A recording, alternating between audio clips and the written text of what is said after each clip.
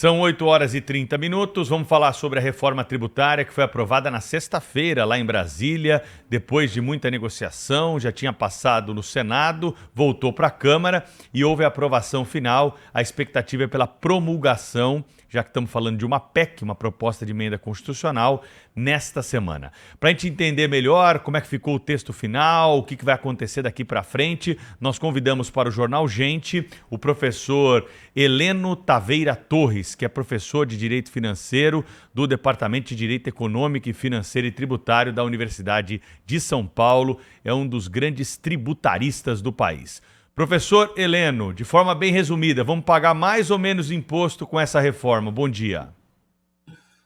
Bom dia. Essa é uma reforma muito esperada, né? Antes de qualquer crítica, eu acho que o mais importante é a sinalização que a reforma tributária traz para o país. Sem dúvida nenhuma, a expectativa de todos é que, passados esses 30 anos esperando a reforma tributária, tenhamos agora a possibilidade de, nos próximos 10 anos, implementarmos uma reforma que permita redução da carga tributária em vários setores, em vários segmentos, uma melhoria da qualidade da relação fisco-contribuinte pelos excessos e dificuldades de burocracia que, de fato, permeiam, né, o ICMS, o PIS e a COFINS e todas essas siglas aí que infernizam a vida dos contribuintes brasileiros. E mais que tudo, né, que seja uma tributação fácil, que as pessoas pratiquem essa tributação de uma forma simples, que não seja algo que custe demasiado às empresas. Então, a redução de custos, né, com a redução da burocracia, e uma tributação que seja igual para todos, e que todos saibam exatamente qual é a carga tributária que está embutida em cada produto, creio que, em grande medida, essa entrega será feita pela reforma tributária. Isso não quer dizer que nós não tenhamos alguns pontos de preocupação. Em verdade, a reforma tributária começará agora com a elaboração das leis complementares. O governo tem até 180 dias para entregar o texto da proposta de reforma tributária para esses impostos novos, né, o IBS, a CBS, que são os impostos sobre bens e serviços dos estados e municípios, a CBS, a contribuição de bens e serviços da União, e também o imposto seletivo, né, que incide sobre aquelas situações que trazem danos ao meio ambiente ou à saúde. Então, esses casos aí nós teremos 180 dias, ao lado da proposta de reforma do imposto de renda e também da folha de salários, que tem um prazo de 90 dias. De tal modo que a gente espera que a reforma tributária realmente aconteça ao longo de 2024, com a apresentação dos textos dessas leis complementares, porque aí sim nós saberemos exatamente como a técnica do tributo será empregada. Professor, muito bom dia, bem-vindo ao nosso programa mais uma vez. É uma honra tê-lo aqui conosco. Bom dia, O uma senhor honra falou, também. o senhor falou agora há pouco que a reforma é boa para alguns setores que terão redução de carga tributária. Eu não tenho ouvido exatamente esse tipo de avaliação, muito pelo contrário, a gente tem ouvido a avaliação de que a reforma deve promover um brutal aumento de impostos, né? Não por acaso a estimativa é que teremos um IVA que será o maior do planeta. Eu queria que o senhor explicasse melhor isso. Afinal de contas, Sim. quem é que ganha passando a pagar menos impostos, além talvez do setor do conhecido, uma questão já conhecida do setor da indústria. Mas eu queria que o senhor explicasse isso, mas a minha pergunta que eu estava aqui preparado para fazer, estou louco para fazer, é o seguinte: é que em maio, durante o 7º Congresso, acho que é isso, 7º Congresso Brasileiro de Direito Tributário, lá em Minas, o senhor disse que, o senhor falou em o Poder Legislativo capturando a reforma, o projeto de reforma tributária, e fez uma frase muito interessante, muito boa, dizendo o seguinte: não acredito em reforma tributária criada pelo Poder Legislativo. Essa reforma confirma a sua premissa ou a desmente? Excelente, Cláudio, essa pergunta, porque, na verdade, é o seguinte: a maioria dos setores, a indústria, o comércio, né, nós teremos sim alguma reforma, impactos de redução pelo seguinte: hoje, a alíquota do ICMS, né, inclusive sendo aumentada recentemente, está em torno de 19%, né? 18%, 19% na média, vamos colocando aqui numa média, né? A do PIS e a COFINS são 9,25%.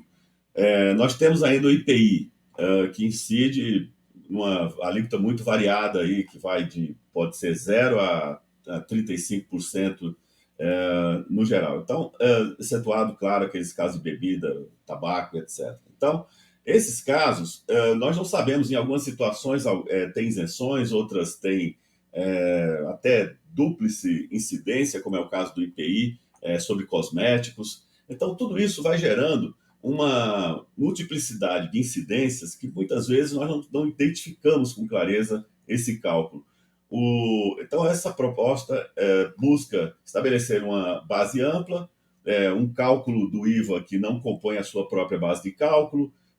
Temos aí uma não cumulatividade plena, porque todos terão direito a tomar os créditos, né, e serão ressarcidos, segundo é a promessa que a lei coloca, né, no máximo em 30 dias, de tal modo que, sim, uma eliminação total dos incentivos fiscais da cadeia e o recolhimento do destino. Pronto, essa é a regra geral que nós esperamos que seja cumprida. Se isso for atendido, aquilo que eram alíquotas variadas e que certamente estariam superiores a 45%, ou pelo menos entre 40% e 45%, certamente isso será reduzido a algo em torno de 20% a 25%.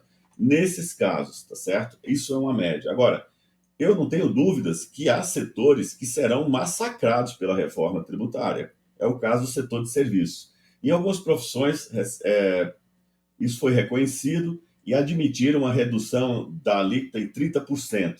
Né? São médicos, advogados, contadores, profissões, enfim, profissionais liberais, de um modo geral, receberam esse tratamento preferencial. Então, isso mitiga, reduz um pouco a carga tributária sobre esse segmento que não tem créditos. É difícil imaginar, né, a necessidade de créditos, porque eles não usam grandes insumos na sua atividade. E, lógico, isso vai encarecer na ponta o tomador do serviço, a pessoa física, né, que toma esse serviço, porque a jurídica sempre terá a possibilidade de compensar os créditos apurados. Então, claro que nós teremos que verificar que, no todo, haverá setores que estarão mais afetados, mais prejudicados pela reforma tributária do que outros. E sempre lembrando que essa reforma tributária, ela preservou o Simples Nacional. Então, toda a carga tributária começa para empresas a partir de 4 milhões e 800 mil reais de faturamento anual.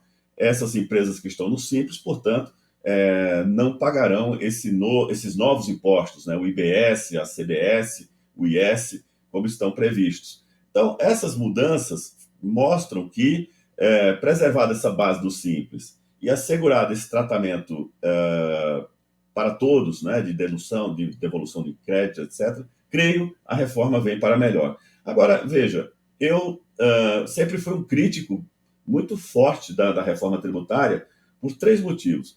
O primeiro é que, de fato, o projeto era muito ruim e melhorou bastante ao longo dessa discussão com a sociedade civil, com técnicos, com juristas. Isso foi feito ao longo dos debates na Câmara, no Senado, apesar de assodado, né? Veja que a volta do Senado para a Câmara não permitiu nenhum debate, né? O relator apareceu com um texto na cabeça dele, se colocou para votar e simplesmente foi votado do jeito que veio no relatório, sem ouvir ninguém. E isso não é bom. Não é bom para a democracia, não é bom para ninguém, na verdade, né? Houve retirada de certos segmentos que jamais poderiam ter saído do texto, como saíram, né? E isso parece que é uma coisa de interesses que nós não entendemos exatamente de onde vieram para esse tipo de solução final. Então, eu, pessoalmente, não gosto desse tipo de atitude, onde não se respeita no parlamento a voz da democracia.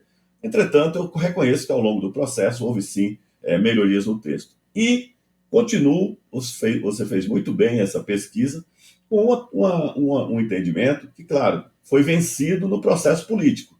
Mas reforma tributária, no mundo inteiro, ela vem a partir de estudos que são feitos pelo Poder Executivo e apresentados ao Parlamento sobre aquilo que corresponde, digamos assim, a cálculos profundos, né, no exame dos setores, dos segmentos, das repercussões tributárias das alíquotas, e essa sim é a base para alimentar os projetos de legislação.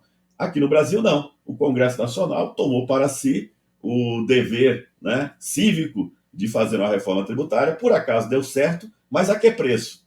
Introduzindo 40 páginas de texto na Constituição.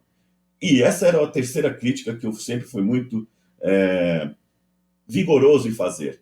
Né? Como é que se insere 40 páginas de texto, sendo que a maior parte disso remete à lei complementar que será editada? Então, que já viesse com a lei complementar, bastaria a Constituição dizer que lei complementar criaria a contribuição sobre bens e serviços, o imposto sobre bens e serviços, o imposto seletivo e etc. E, posteriormente, a lei complementar, então, faria esse trabalho. Né? Mas, ao introduzir 40 páginas de texto, as senhoras e os senhores já sabem o que vai acontecer. Né? Em qualquer diferença de redação entre o texto constitucional e o da lei complementar, os procuradores de Estado irão ao Poder Judiciário, ao Supremo Tribunal Federal, os procuradores municipais irão ao Supremo Tribunal Federal e os advogados, representando todo e qualquer setor que se sinta prejudicado, irão ao Poder Judiciário e ao Supremo Tribunal Federal. E aí não adianta reclamar do Supremo. Ele realmente receberá uma avalanche de processos, terá que julgar todos eles. Logicamente, isso vai durar, 5, 10 anos para serem julgados esses processos, né? sendo muito generoso em expectativas, né? E isso é o que certamente será o resultado desse excesso de texto na Constituição. Professor Sônia Blota, aqui um prazer estar ouvindo o senhor aqui no Jornal Gente, todas essas explicações. E a minha dúvida está no campo do macro. Alguns falam que a reforma tributária será um novo plano real para a economia brasileira. Eu queria saber do senhor se a reforma aprovada vai aumentar a taxa de crescimento da economia ou foi mais uma oportunidade desperdiçada pelo país? Então, voltando à parte inicial, eu continuo tendo essas críticas, mas eu não posso deixar de reconhecer que é uma grande vitória da sociedade brasileira ter uma reforma tributária. Né? Veja bem, essa reforma ela começa a ser debatida já no governo Temer, com o Bernardo Api. Eu mesmo participei de vários programas com ele, discutindo o modelo original. Né? Em seguida, durante o período do governo Bolsonaro, o ministro Paulo Guedes encaminha para a Câmara de Deputados, era o deputado Rodrigo Maia, inclusive o presidente da Câmara de Deputados, tramita durante todo esse tempo no governo Bolsonaro e é aprovado nesse primeiro ano do governo Lula, 3. Né? Então, esse processo legislativo demonstra, primeiro, que não há um apadrinhamento político, digamos assim, de ninguém. Né? Não é uma reforma que alguém possa dizer essa reforma fui eu que fiz em qualquer um desses segmentos políticos. É uma reforma, portanto, eu não diria que é partidária, porque isso logicamente não existe, né? Nem a política. Tudo é um processo político muito grande que gerou essa aprovação. Agora, é indiscutível, Sônia, o benefício econômico que a reforma tributária trará, porque isso gera nos investidores estrangeiros uma previsibilidade para investimentos enorme. O grande gargalo de investimentos estrangeiros era o ICMS, o PIS e a COFINS no Brasil.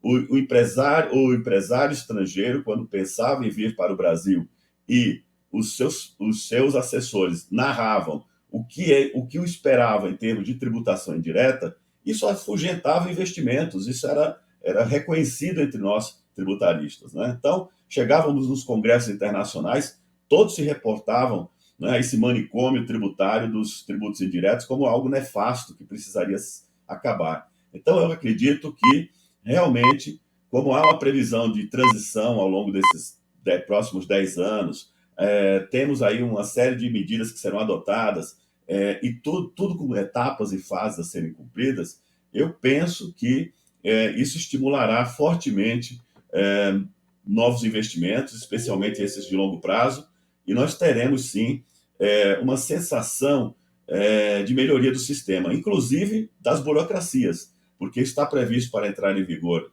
ao longo desse ano, inclusive 2024, mas creio eu que isso vai talvez chegar a 2025, uma promessa de documentação tributária única, que será aplicada tanto para o sistema existente quanto para esse novo sistema que entrará em vigor em 2033. Então, isso com essas mudanças, eu acredito que o nosso regime tributário melhorará muito.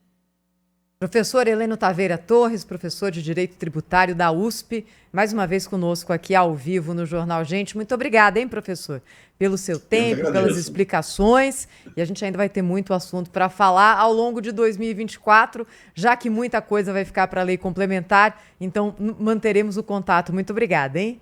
Muito obrigado, eu fico feliz também. Muito obrigado. Muito obrigado. Agora são 8h46 e a gente segue nesse